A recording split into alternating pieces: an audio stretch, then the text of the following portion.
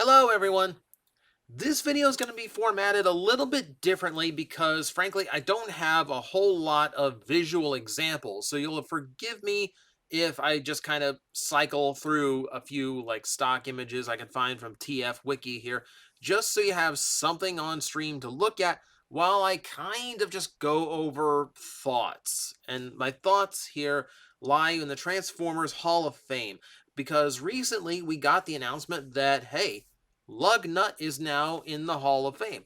So, as a tribute to Derek Wyatt, who obviously is really on my mind lately, they did a Transformers animated focused poll to get an animated character into the Hall of Fame. And out of the entirety of the cast, Lugnut makes it. So, good on Lugnut.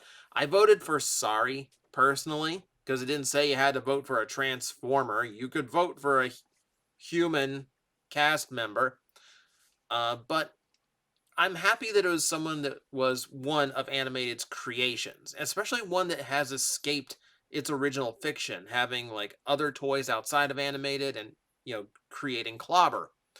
But it does just kind of raise to mind what the Transformers Hall of Fame is. More importantly, what it used to be as someone who went to the very first one. In 2010 at BotCon, it was a huge deal. Like there was a lot of effort put into it. So you had to have like the Primus package to attend. You had to be one of like the big spenders who bought the big ticket in order to go. This was the first time I ever got to go to a BotCon. You know what? I'm gonna be a big spender. I'm gonna get that big box of toys, with my purchase. I'm gonna go over to the line next to me and get my, the first dibs at all the extra exclusives. And I got all the extra exclusives. I got more than all of the extra exclusives. I got someone else's spare double punch that they didn't want. They didn't want it out of the 2-pack. So it was chaotic. It was nuts. But I wanted to go, and that Hall of Fame was kind of a pull because hey, it's a actual ceremony. There was a big banquet hall they set up, or like just like a ballroom, essentially. Tables laid out for everybody, like round dinner tables. Stage set up with silhouettes of the major characters. There's a podium there, screens for playing custom videos they made for all the nominees. So you could also see like everyone, see what was going on stage from the back, by the way, and they had like an actual presentation. Like the humans that were inducted came up and they stood on stage at the podium. They gave acceptance speeches. They had award statues for them. Like they actually made it a really big deal, like an actual awards ceremony. It was really impressive, and it was a dinner show as well. Like there's a catered dinner as well.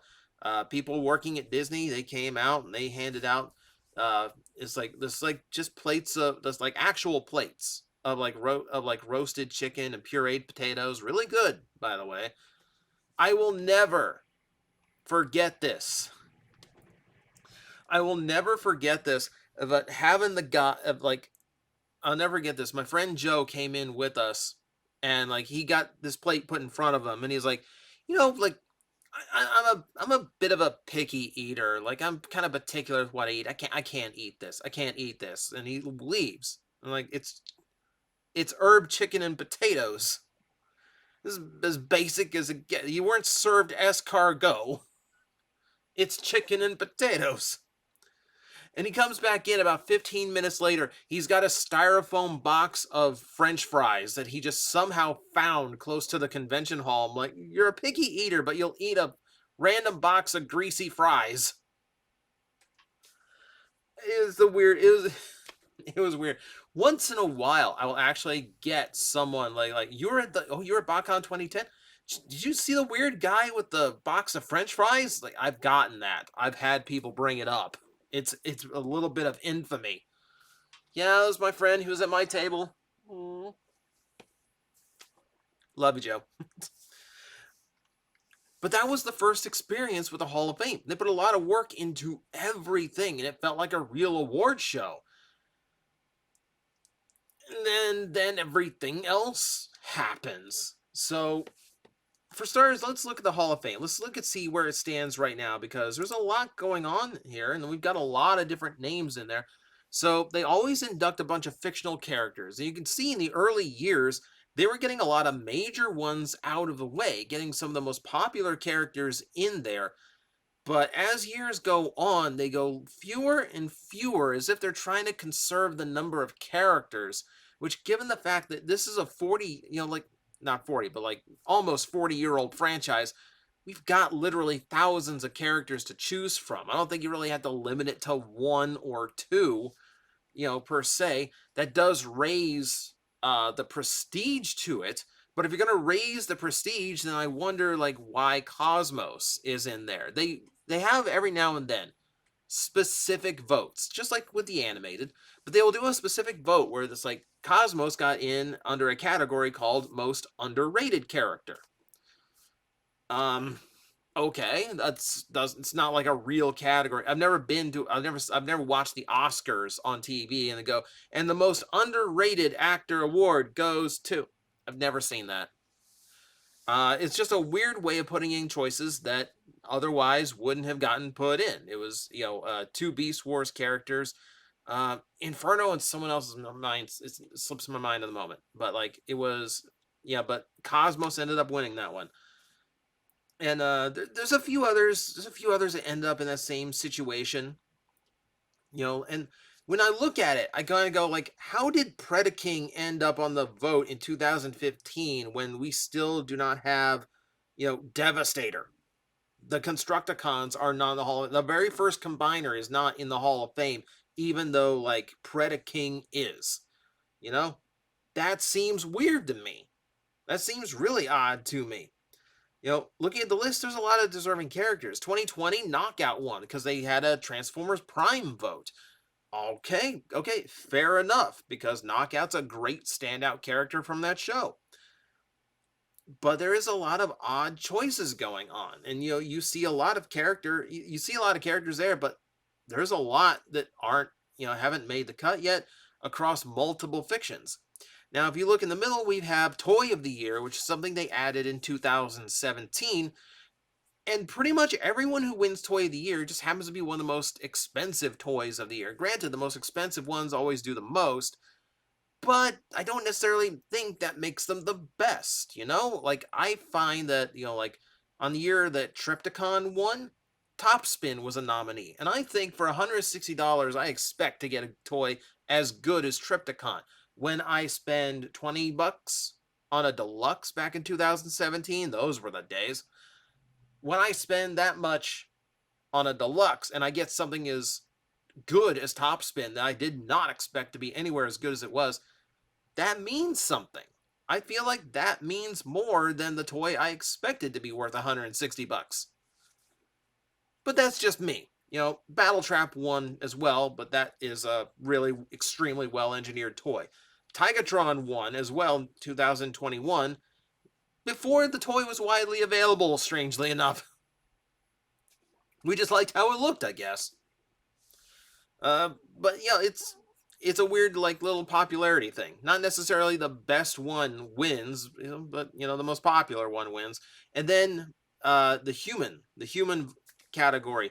And for the most part, yeah, the humans in the Hall of Fame deserve to be in there. They are people who are critical to the Transformers universe, laying the groundwork, voicing the biggest characters, or being or like sharing responsibility for the biggest successes, which is why Steven Spielberg ends up there in 2011, since he was one of the producers for the live action movies.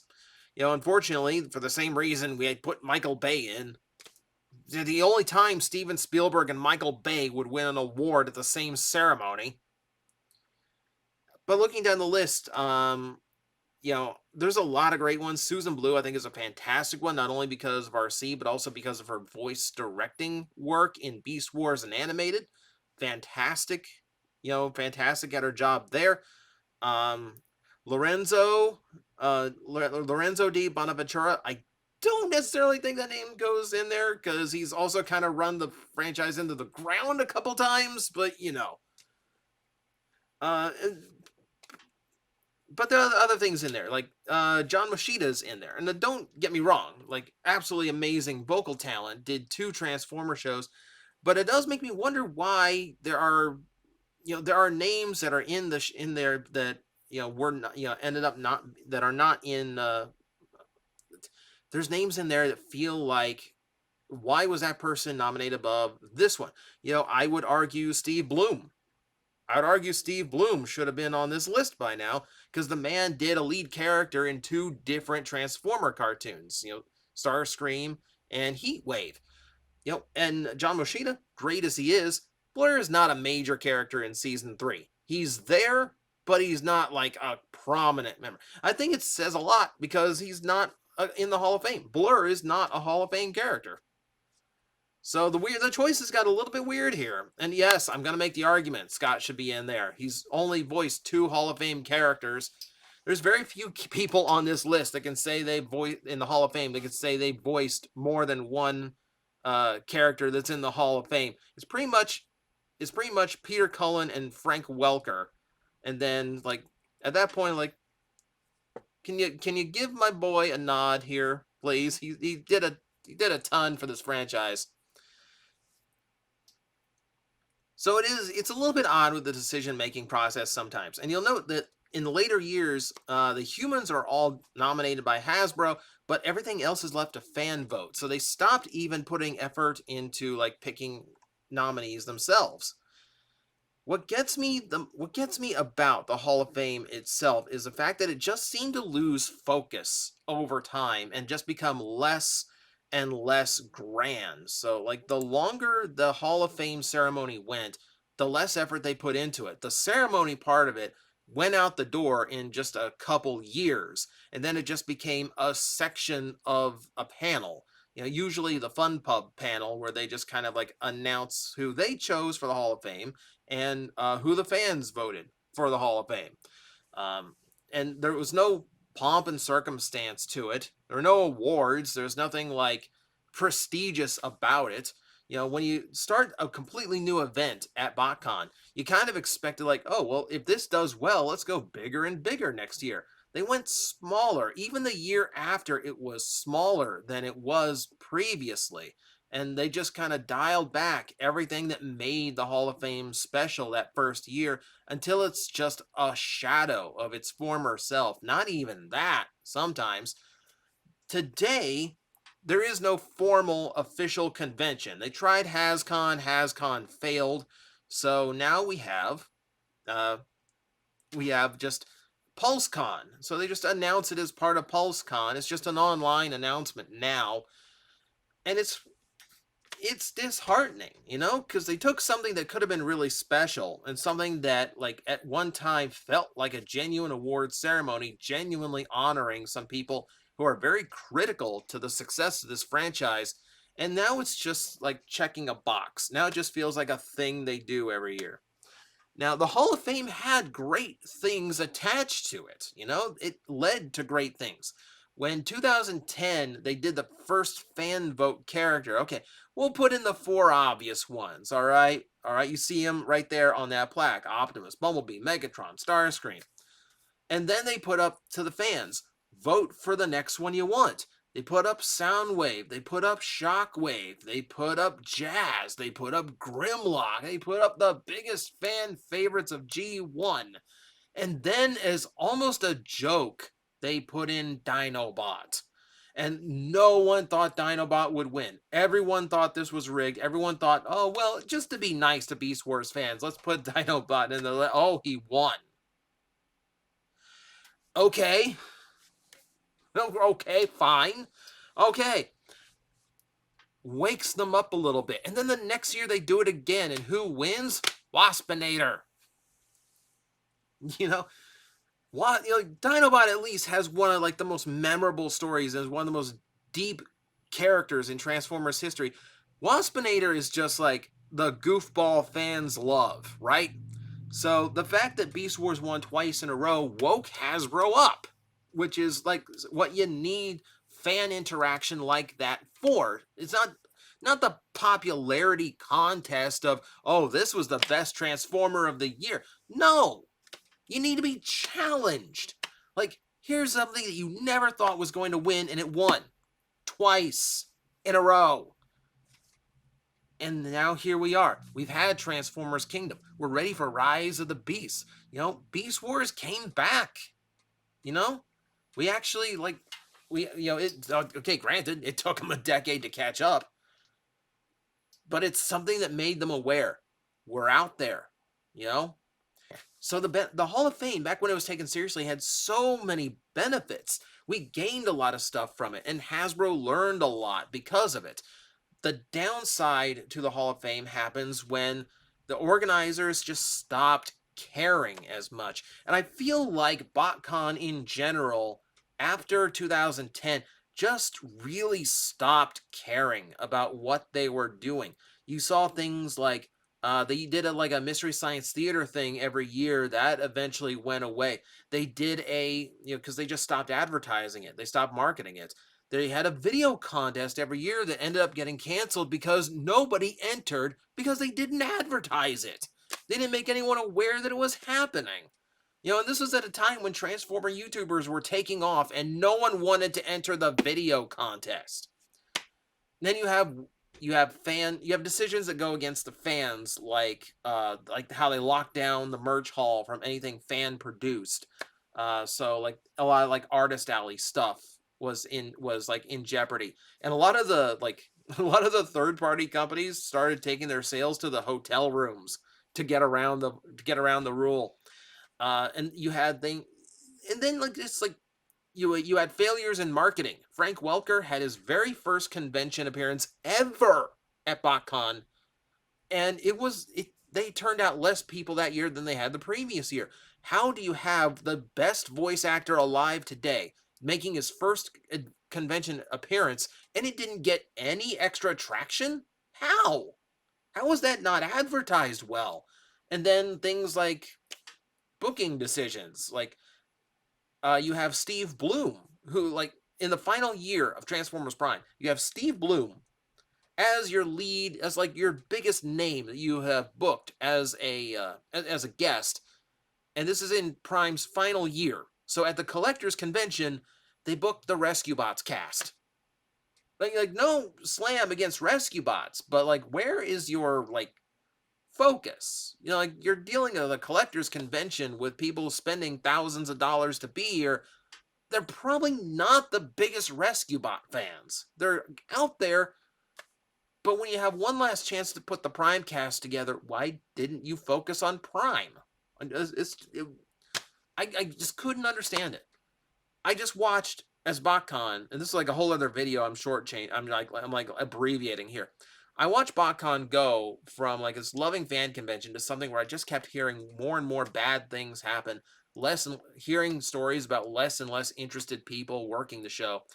And it just felt like in the last few years, it became just a front for selling overpriced repaints of toys nobody really wanted. And the Hall of Fame went down with it. But the Hall of Fame continues. We are still getting Hall of Fame votes to this day. They've expanded the voting. You can vote for pretty much anything on a massive list now, or write in your own vote even. But it doesn't feel special. It just kind of feels trivial. Like even when they announce it on PulseCon, it just kind of feels like a box that they check. Wait, we did the Hall of Fame this year. Boop. Moving on. And it just, I don't know. Like they nominate the right people. Like the winner this year was Henry Orenstein, who was one of the guys instrumental in creating the Transformer brand by scouting the Diaclone toy line. Okay, fine. He deserves to be in there. He's critical to the birth of Transformers. I'm not saying like the votes aren't undeserving, but man, they don't feel special anymore. I know they can't do presentations. I know they can't put on an awards ceremony without a major convention to do it at. But at the very least, if you're going to honor a real person, send them a trophy and ask them to record something from home. If you're going to honor a fictional character, let me see like a cool video package reminding me why they ended up in the Hall of Fame. Show me a GIF on your stream and go, Hall of Fame? It's just disheartening to be at the first one and to be around all this majesty they created and to be in the middle of something that felt like a big thing for Transformers to begin doing. To watch it go now to just a mention on an online panel is just really disheartening. I feel like we lost something really special and exchanged it for something that is just a thing for Hasbro to mention. I don't know. This has just been on my mind lately since the last Hall of Fame happened. So I just want to kind of get my thoughts out about it today. I know it's not the most visually interesting thing, just listening to me ramble about something that technically doesn't really matter all that much in Transformers, but it used to, and it still could. I just really wish they'd put the effort in again. So that's my thought for the day. Just to get it off my chest. Thank you guys for watching, even if you're just here to listen to me ramble. I do appreciate it. And as always, if you're supporting the channel, whether it's Patreon or whether you're just hitting like and subscribe, helps me out tremendously, keeps the channel alive. I really appreciate everyone who's helping me out that way. So stay tuned. As always, the daily content continues, and I trudge on. So I will see you guys tomorrow. Until then. Guys, I am facing the most powerful enemy any YouTuber can face, the algorithm, and I need your help to defeat him. Hit the like button, hit the subscribe button, hit the notification bell, and leave a comment. Every time you do, we attack that algorithm and we drive it back until it can no longer defeat this channel. Thank you very much.